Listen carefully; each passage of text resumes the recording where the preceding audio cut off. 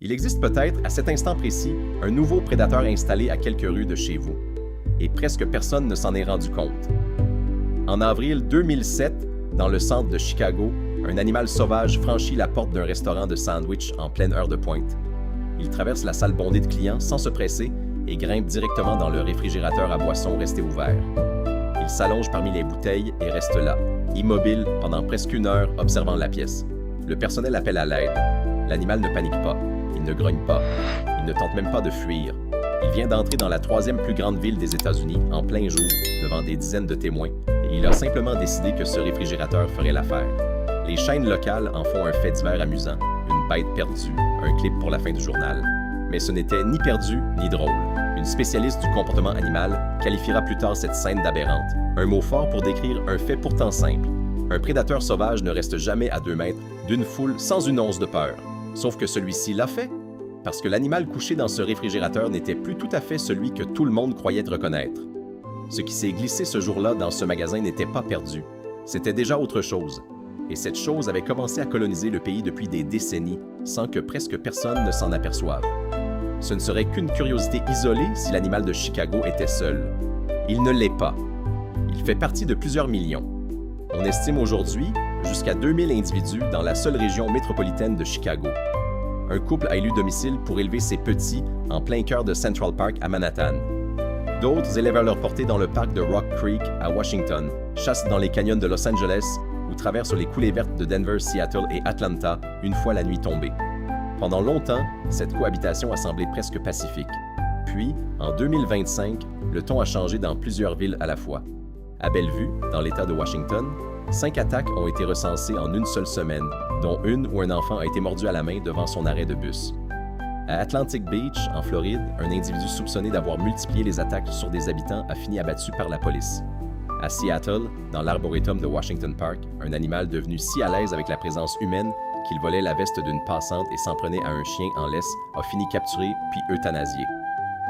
En Caroline du Nord, un homme a été mordu à plusieurs reprises par un individu qui s'est révélé porteur de la rage.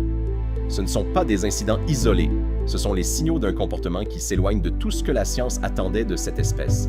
Mais pendant que les villes apprenaient à vivre avec cette présence grandissante, un phénomène encore plus étrange se déroulait loin de tout regard urbain, dans les forêts rurales de l'Est. Des chasseurs, génération après génération, rapportaient la même chose. Leurs prises ne correspondaient pas à ce qu'elles auraient dû être. Trop lourdes, trop massives, des mâchoires trop larges pour l'animal qu'ils croyaient avoir abattu. Des bêtes pesant 20, 25, presque 30 kilos, chassant le chevreuil d'une manière qu'un coyote n'est, en théorie, pas censé maîtriser. 2 phénomènes distincts, l'un dans les rues, l'autre dans les bois, pointèrent pourtant vers une seule et même réponse. L'animal que tout le monde continuait d'appeler coyote avait changé, et c'est précisément là que commence toute l'histoire. Ce n'est ni le petit coyote du désert américain, à peine 9 kilos, ni le loup que la chasse a fait disparaître de l'Est des États-Unis il y a un siècle. C'est quelque chose entre les deux, un animal sur lequel la science elle-même s'est disputée pendant des décennies et continue parfois de se disputer aujourd'hui. La question n'est plus de savoir s'il existe, c'est de savoir ce qu'il est devenu exactement. La réponse est inscrite dans son ADN, et elle est plus étrange que prévu. En 2014, une équipe dirigée par Javier Monzon, alors chercheur à l'université de Stony Brook, en collaboration avec l'écologiste Roland Keyes, a analysé le génome de plus de 400 de ces canidés de l'Est à l'aide de marqueurs génétiques précis. Le résultat ne ressemblait à rien de connu. En moyenne, 64% coyotes, 26% loups, un mélange de loups de l'Est et de loups gris, et près de 10% chiens domestiques. Une autre analyse regroupant 2 décennies d'études a situé l'animal du Nord-Est autour de 60% coyotes, 30% loups, 10% chiens. 3 espèces différentes, tressées en un seul prédateur, qui se promènent aujourd'hui dans les banlieues les plus peuplées du pays. Keyes a parlé d'une histoire d'évolution contemporaine extraordinaire en train de se dérouler sous nos yeux. Le nom qu'on lui a donné résume tout, le Coy Wolf. Comment cet hybride s'est-il formé? L'histoire commence par une absence et une porte laissée grande ouverte. Le coyote n'a jamais été un animal de l'Est. Pendant des millénaires, il appartenait aux déserts et aux plaines ouvertes de l'Ouest américain. Rien dans les forêts denses de l'Est ne lui convenait. Mais au 18e et 19e siècle, les colons ont fait 2 choses à ce paysage. Ils ont rasé la forêt pour cultiver la terre et ils ont exterminé les loups, abattus, piégés, empoisonnés jusqu'à disparition sur toute la moitié orientale du continent. La plus grande niche de prédateurs de l'Amérique du Nord s'est retrouvée brutalement vide.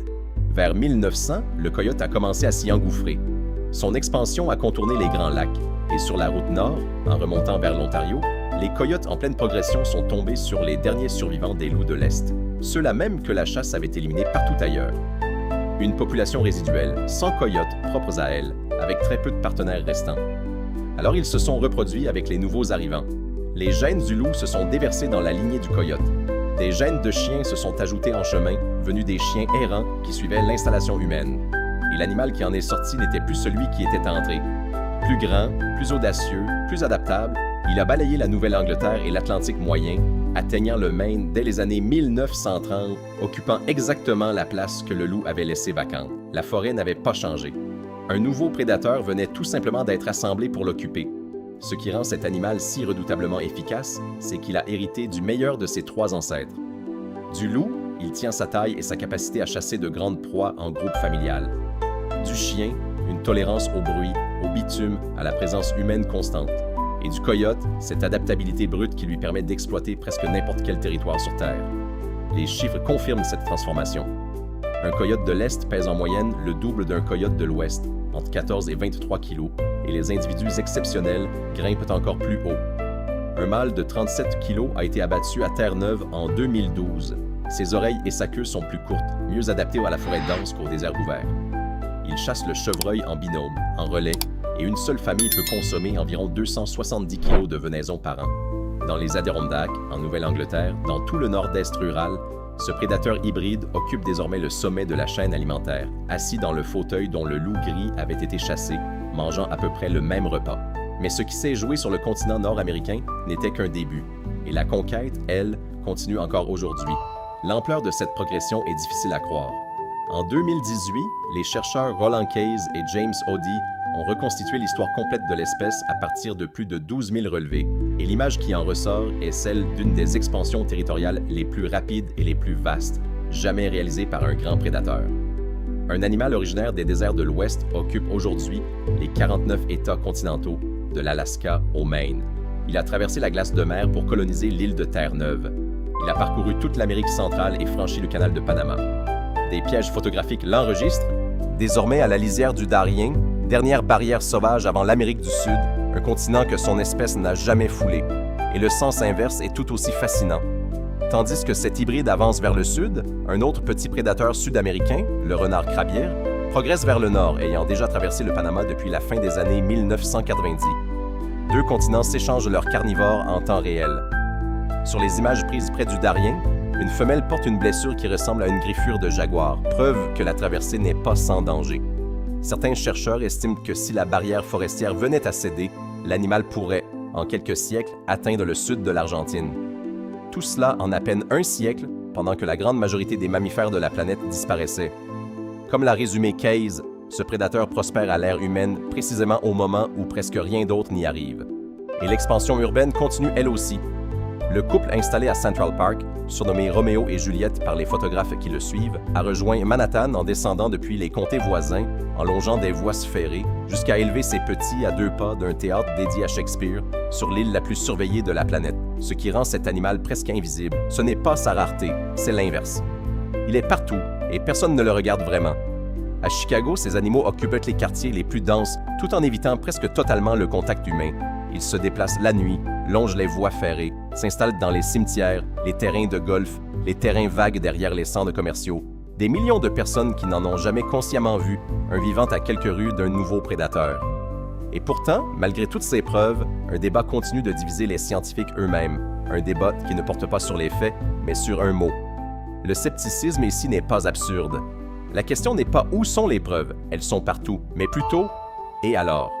N'est-ce pas juste un coyote un peu plus gros? Une partie de cette réserve est légitime. Le nom Coy Wolf lui-même fait débat. De nombreux chercheurs, Case en tête, soutiennent que l'animal reste majoritairement coyote et devrait simplement être appelé coyote de l'Est sans l'habiller en mi-loup. La part de loup tourne autour d'un quart à un tiers, pas de la moitié. Il ne s'attaque pas, en règle générale, à un chevreuil adulte en bonne santé seul. Ses proies sont surtout les faons, les individus malades ou affaiblis par l'hiver, et il les chasse en binôme. Ces groupes restent réduits, un couple et ses petits, bien loin de la structure sociale complexe d'une véritable meute de loups. Mais reconnaître tout cela ne rend pas l'animal ordinaire. La génétique, elle, ne fait débat sur rien. Cet hybride porte un ADN fonctionnel de loup et de chien que le coyote occidental n'a jamais possédé. Et ces gènes produisent donc des effets bien réels, la taille, le crâne élargi, la capacité à s'attaquer aux chevreuils. Et tandis que les scientifiques discutent encore du mot « juste », sur le terrain, le rapport entre cet animal et les humains se transforme à toute vitesse. Les attaques recensées en 2025 dans plusieurs villes américaines ne sont pas la preuve d'un animal devenu mauvais, elles sont la preuve d'un animal qui, génération après génération, perd un peu plus la peur instinctive que son ancêtre du désert avait toujours eue envers l'homme. Que le terme exact soit coy wolf ou coyote de l'Est ne change rien à ce qui se joue réellement dans ces quartiers. Une espèce en train de réécrire les règles de la coexistence plus vite que les villes n'arrivent à s'y adapter. Alors, peu importe le nom qu'on lui donne, une chose reste certaine, qu'on l'appelle hybride, coyote de l'Est ou coy wolf, un prédateur qui n'existait pas il y a quelques générations vit aujourd'hui dans presque chaque État continental et dans presque chaque grande ville d'Amérique. Et la grande majorité des gens qui partagent leur quartier avec lui n'ont jamais réalisé qu'il était là. Tout cela ramène à ce magasin de sandwich à Chicago, à cet animal allongé sans la moindre tension dans un réfrigérateur rempli de bouteilles, sous le regard d'une foule entière. Il n'était pas perdu. Ce n'était pas une blague pour le journal du soir. Il revendiquait un territoire, exactement comme son espèce a discrètement revendiqué un continent entier, une voie ferrée et un terrain vague à la fois, pendant que l'attention de tous se portait ailleurs. Cette créature à moitié loup, à moitié chien, à moitié coyote, ce prédateur qui s'est construit lui-même en un siècle, est sorti des bois et a franchi la porte d'une ville de 3 millions d'habitants. Il est là, en ce moment, dans l'obscurité, dans les parcs, dans les bois où vivent les chevreuils, dans les interstices entre les maisons, en un nombre que personne ne peut réellement compter. Ce n'est pas l'ancien animal qui serait simplement revenu. C'est le nouveau, celui que presque personne n'a vu arriver.